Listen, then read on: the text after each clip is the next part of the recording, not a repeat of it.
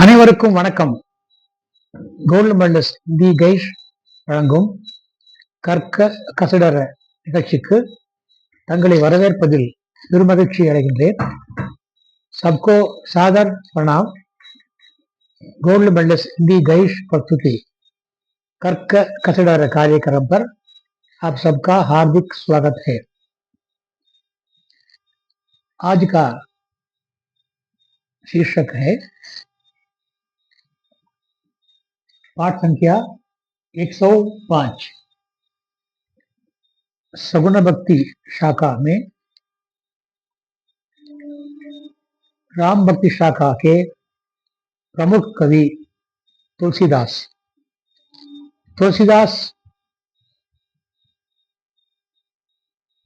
राम भक्ति शाखा के प्रधान कवि हैं.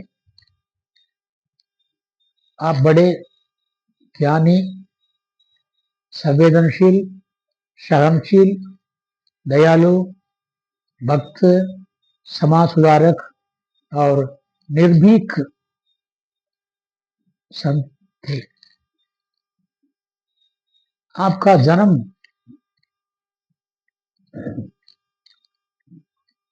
उत्तर प्रदेश के राजापुर नामक गांव में हुआ. आपका जन्म 1554 में 1554 में 1554 में हुआ. आपके पिता का नाम आत्माराम दुबे और माता का नाम था हुलसी. आप जब पैदा हुए तब आपका नक्षत्र मूल था. कहा जाता है कि मूल नक्षत्र में पैदा होने वाले बच्चे और बच्ची भाग्यहीन होते हैं. ऐसा एक अंधविश्वास आज तक चालू है. अलावा इसके तुलसीदास जब पैदा हुए थे उनके मुंह में पूरे 32 दांत थे. दांत कुछ उम्र बढ़ने के बाद भी मुंह में लगते हैं, परंतु जन्मते ही उनके मुंह में दांत थे. उस समय अंधविश्वास इतना पैदा हुआ था कि जो बच्चा दांत सहित पैदा होता है वो राक्षस होता है. उसके घर में रहने से घर का विनाश संभव है. इस अंधविश्वास से वशीभूत होकर उनके माता पिता ने बच्चे को त्याग दिया था. उस गांव में एक राम मंदिर था. उस राम मंदिर में उस बच्चे को लेके रख दिया था. वो बच्चा, अनाथ बच्चा, उस मंदिर में आने जाने वाले भक्तों के हाथ पला. भक्त जो कुछ प्रसाद लाते और खाने को लाते वे सब उस बच्चे को देते. इस प्रकार उसका तुलसीदास का बालपन चला.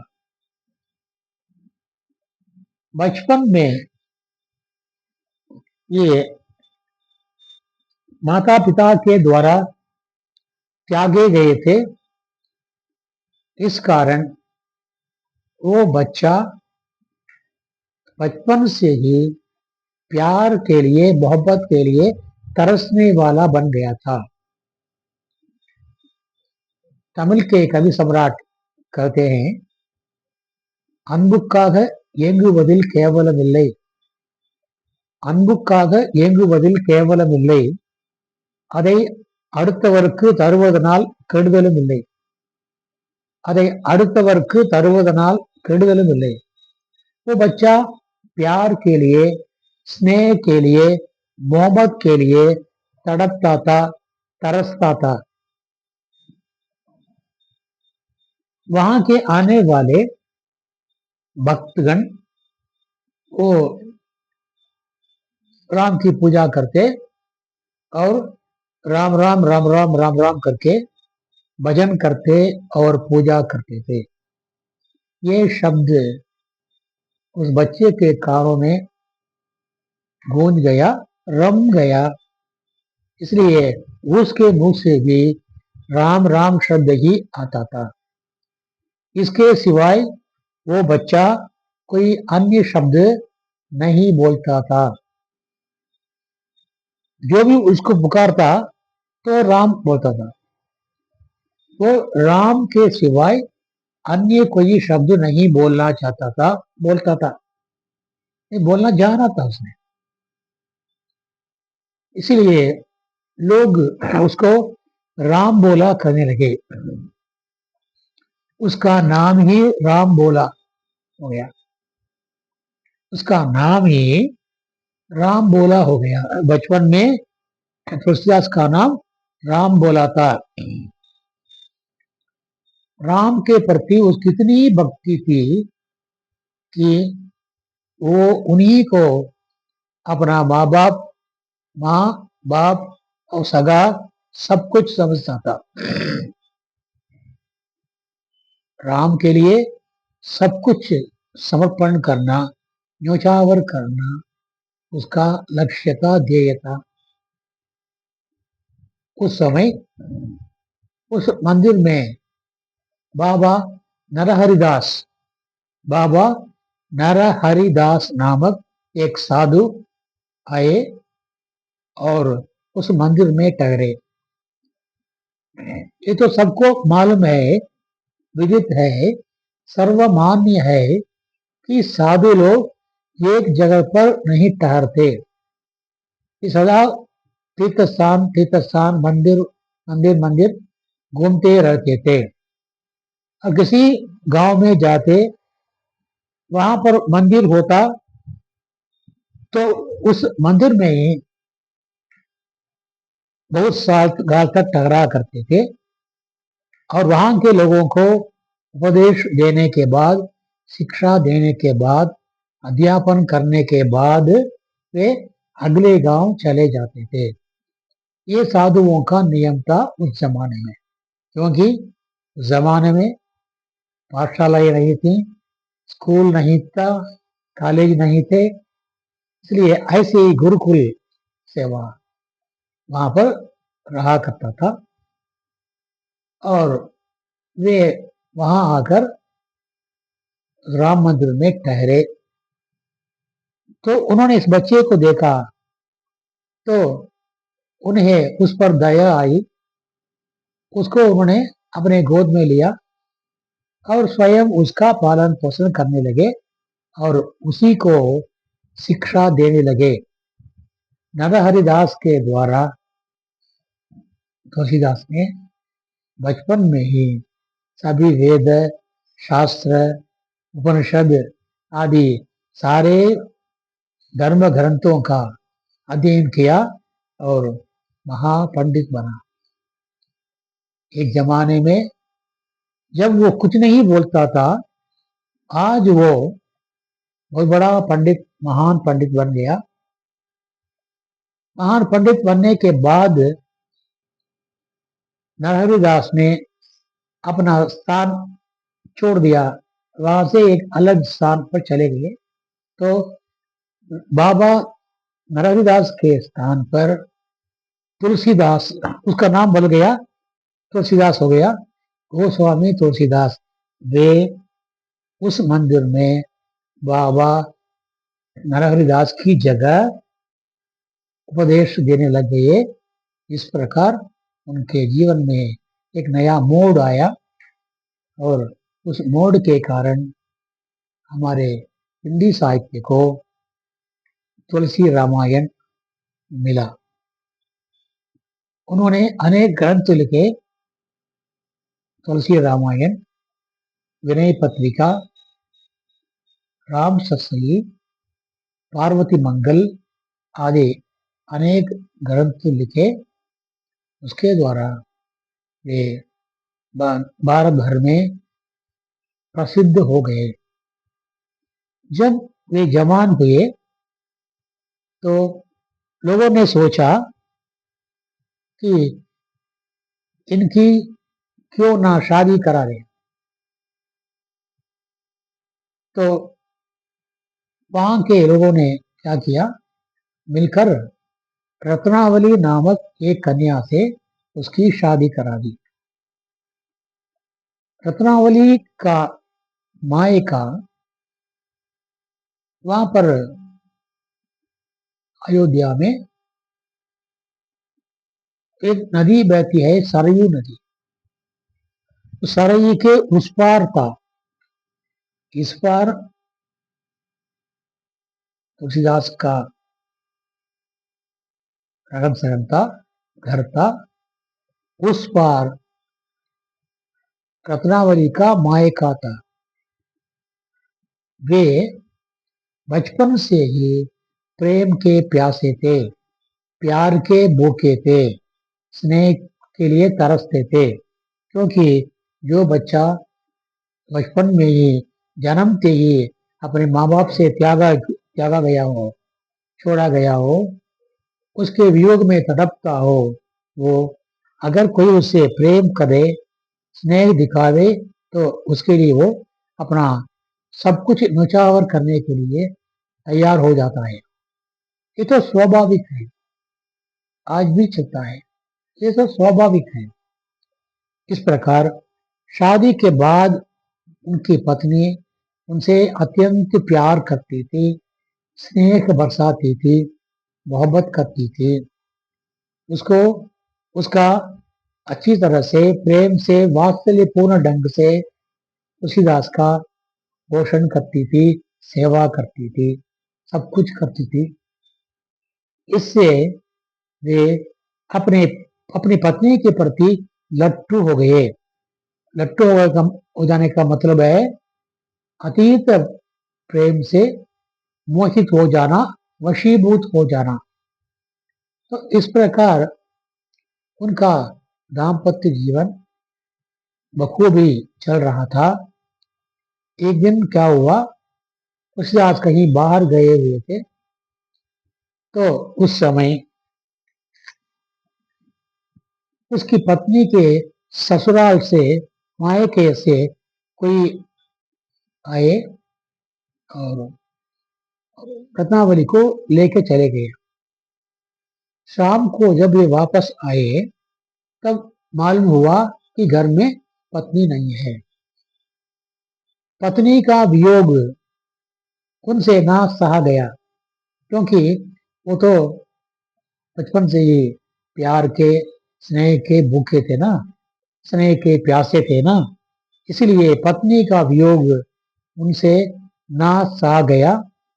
रात का समय था, रात के 12 बजे के बज चुके थे। उस ठंडी रात में वे नदी में तैरते हुए उस पार पहुंचे और अपनी पत्नी से मिले। तैरते हुए वहां पहुंचे, सरयू को पार करके उस अपने ससुराल पहुंचे, उस पत्नी के मायके पर पहुंचे और रत्नावली से मिले। रत्नावली को ये बहुत बुरा लगा। इतनी रात गए, अभी अभी वो शाम को मैं घर से निकले थी, अभी 12 बजे बज गए, एक बजने वाला है। इतनी रात में इतनी तकलीफ उठा करके नदी में तैर करके आने की क्या आवश्यकता थी। कुछ बुरा भला करने लगी,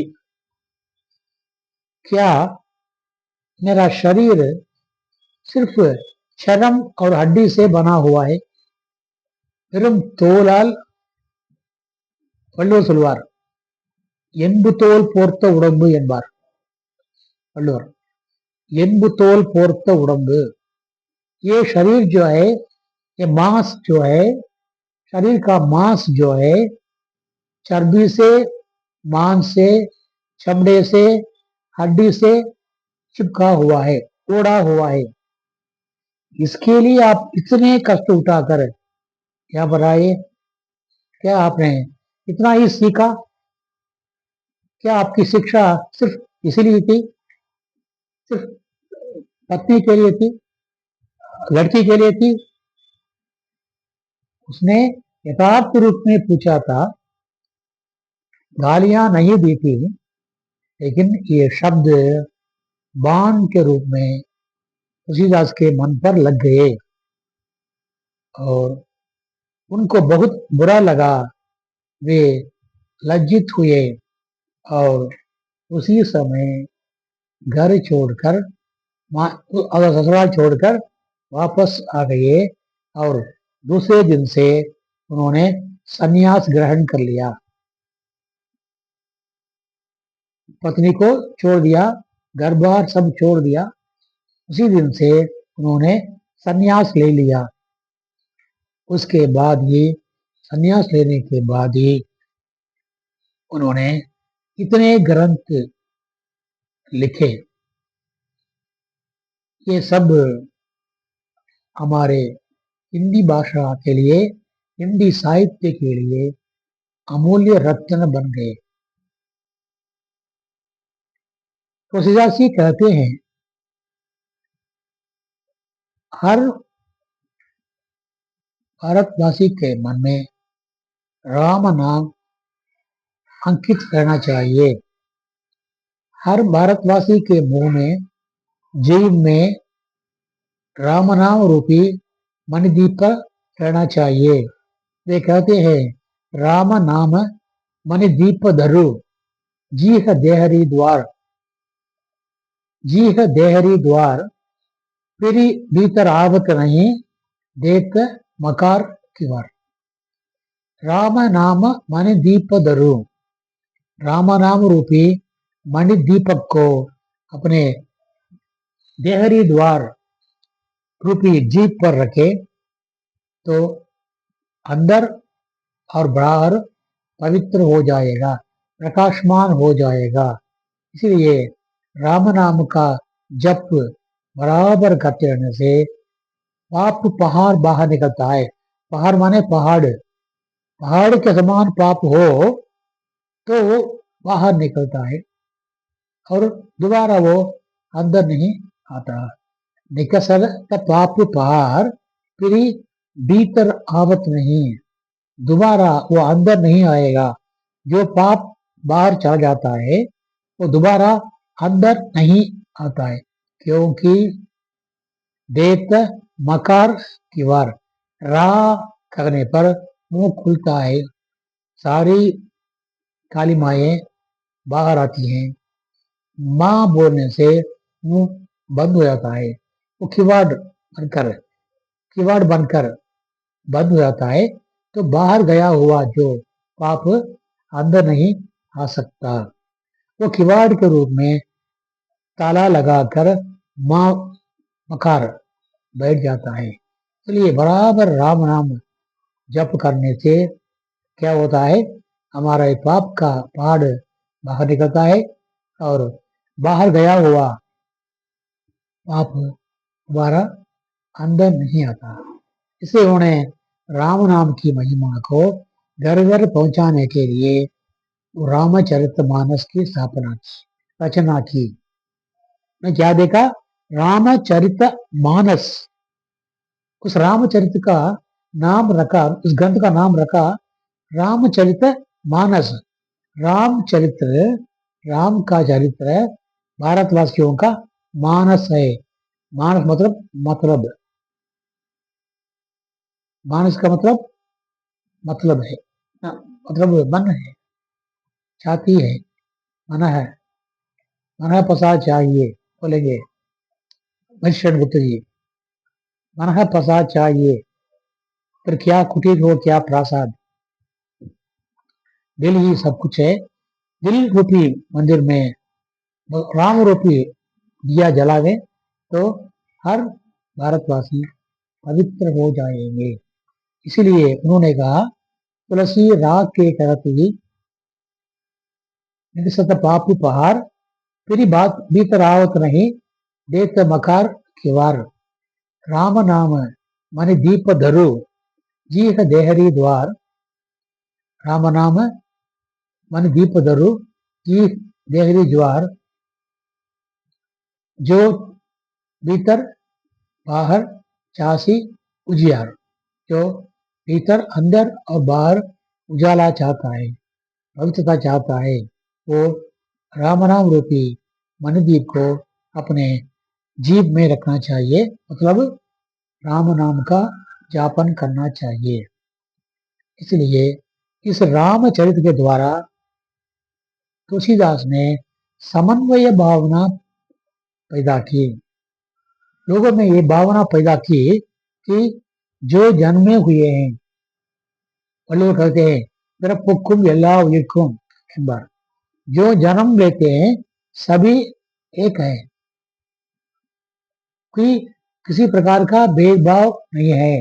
इस प्रकार वे बहुत बड़े समाज सुधारक भी निकले गोस्वामी तुलसीदास। रामचरितमानस समन्वय भावना पैदा करती है। कोई ऊंच नहीं, कोई नीच नहीं, कोई बड़ा नहीं, कोई छोटा नहीं। जन्म के नाम पर, जात के नाम पर, पदवी के नाम पर, पैसे के नाम पर, हैसियत के नाम पर कोई ऊंचा नहीं, कोई छोटा नहीं, सभी मानव बराबर हैं। यही बात, यही समन्वय भावना हम तमिल के राम काव्य कंबर रामायण में देखते हैं। कंबर ने तमिल में रामायण लिखी और वाल्मीकि ने संस्कृत में रामायण लिखी और तुलसीदास ने हिंदी में रामायण लिखी। लेकिन रामायण नाम नहीं कहा उन्होंने, रामचरित मानस रखा, क्योंकि हर भारतवासी के मानस में, मन में समन्वय भावना रहनी चाहिए। कंबर रामायण में तो आखिरी में जो विभीषण शरणागति पड़रव नामक एक कांड है, एक अध्याय है, उसमें विभीषण लड़ाई के बाद विभीषण राम से आज्ञा मांगता है। राम तो समर में